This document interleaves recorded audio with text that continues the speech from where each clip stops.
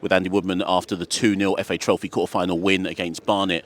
Andy, let's start with something you said 2 weeks ago after we beat Halifax. You said intensity was a key word, and you didn't say the word, but you made reference to work rate. And I thought the heart of that victory today was the work rate all around the pitches.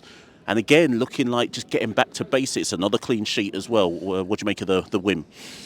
Well, intensity's definitely been what we sort of went away from a little bit. And in fairness, the lads responded. We've upped the intensity around the place. We've brought it into our training. We maybe might have gone away from that a little bit in training. Maybe be sort of a bit clever for our own good on certain bits and bobs. But the lads have brought into it, and I think, as much as I'm standing here, I think those boys should take the credit because they've put the work in, they've put the Sundays in, they've come in, they've worked hard, and that's not going to change. We're going to do it right the way to the end, to the last kick of the ball this season. And they know that's what I'm about. You know, I'm about hard work and graft, and those boys are buying into it as well. So credit to them. I thought we started really well. We started well in the last few games, and that's a little bit more of us. Like you said, a bit more of us. I noticed it's hard after games like these to pick out any one individual, but I noticed today that Ben Crowhouse's work rate off the ball, Jude Arthur's possibly won't be the player that anybody picks today, but didn't stop running the whole game. Idris, I thought, was man of the match. I thought up and down the flank. You wouldn't think it was his second game, second game for Bromley. So I don't know if you have any special favourites to pick out from the game, but there was a lot of good performances. I actually do have a favourite to pick out of the game, to be honest. All those people you've mentioned were excellent. I thought Callum Reynolds was immense. I think he had a real battle up there with two good centre forwards. And I thought he was absolutely immense. He won some big battles there, big headers. And again, I don't want to pick out anyone in particular, but I thought he was excellent today. I thought he really showed everybody what he was about today, and it was a good performance and a clean sheet. Did it surprise you how direct Barnet were? No. They're more known as a team that passes it about, but they were going diagonal from the off, trying to get in behind the two fullbacks, trying to pin the ball on Reynolds and on Webster. Was that what you expected them to do? Yeah, I did expect him to do that because, you know, Dean's a clever man. He'd have watched us last few games and probably maybe seen a weakness or a frailty that he might be able to expose. So we was prepared for that. Yeah, we was quite prepared for that. So, but look, I'm not trying to be clever, but we kind of felt that that's what they might do. Look, they did it well, and I think you still got to say that the boys dealt with it well. I mean, they grind you down. They keep putting that ball in behind, keep putting it down the side.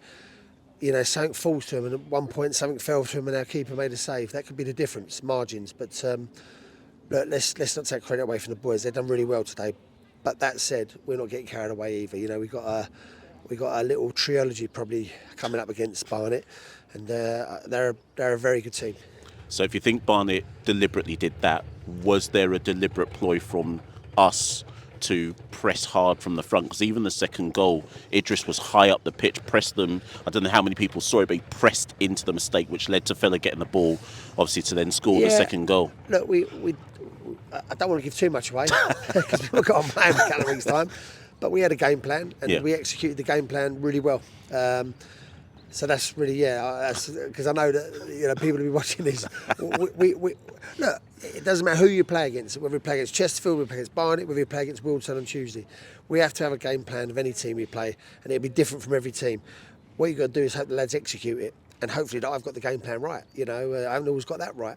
So, you know, credit to the players. I thought they were excellent today, and that's taking nothing away from Barnet. We know they're a very good team. Was there a psychological element to this game? I don't know how it works with gaffers and how they look at this.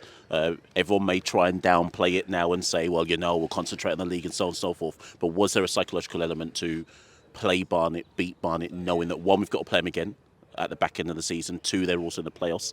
Yes or no? I always ask these great questions. No, there wasn't. It was all about just concentrating in this game in isolation.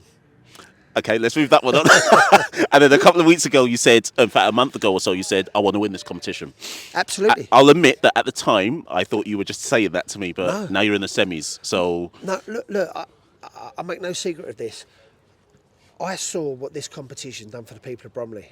Not for the football club, but for the people of this town. We turned up at Wembley. I think there was 20,000 plus of our fans there. I saw what it done for the people not long after the pandemic, which we want to forget. It put smiles on people's faces. That's what I want to do. I want to put smiles on people's faces.